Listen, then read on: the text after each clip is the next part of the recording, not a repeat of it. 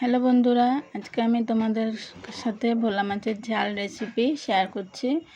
দেখো, ভোলা মাছগুলো নুন হলুদ দিয়ে প্রথমে মাখিয়ে কড়াইতে তেল দিয়ে, তেল গরম হয়ে কড়াইতে ছেড়ে দিয়েছি একটা একটা করে। এবার কড়াইতে তেল দিয়ে আবার কালো জিরা ফোড়ন দিয়ে পেঁয়াজ দিয়ে দিলাম। পেঁয়াজটা নাড়াচাড়া করে একটু ভাজা হলে টমেটোটা ছেড়ে দিলাম।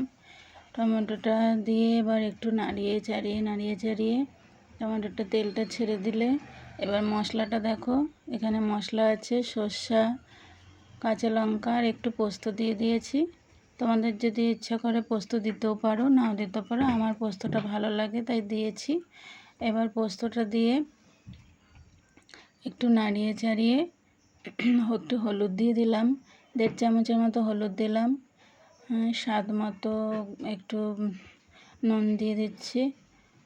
আর একটু আমি কাশ্মীরি লঙ্কা ব্যবহার করেছি। তোমরা যদি যে যার কালার হওয়ার জন্য দিতেও পারো, নাও দিতে পারো।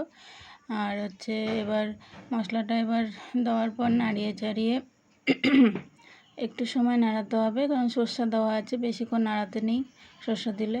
এবার নাড়িয়ে চাড়িয়ে জল দিয়ে দিলাম।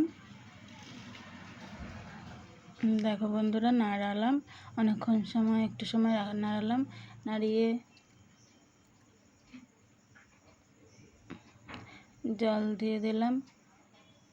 দেওয়ার পরে যখন ঝোলটা ফুটে আসবে, তারপরে মাছগুলো দিয়ে দিতে হবে। মাছ যে ভাজা করে রেখেছি একটা একটা করে মাছ, তারপরে ছেড়ে দিতে হবে। ভোলা মাছের এটা ঝাল তাই বেশি জল দেওয়া যাবে না। দেখো ঝোলটা ফুটছে টকবক করে। এবার ঝোলটা ফোটার পরে এই দেখো মাছগুলো একটা একটা করে ছেড়ে দেবো। এবার মাছগুলো দিয়ে দিলাম।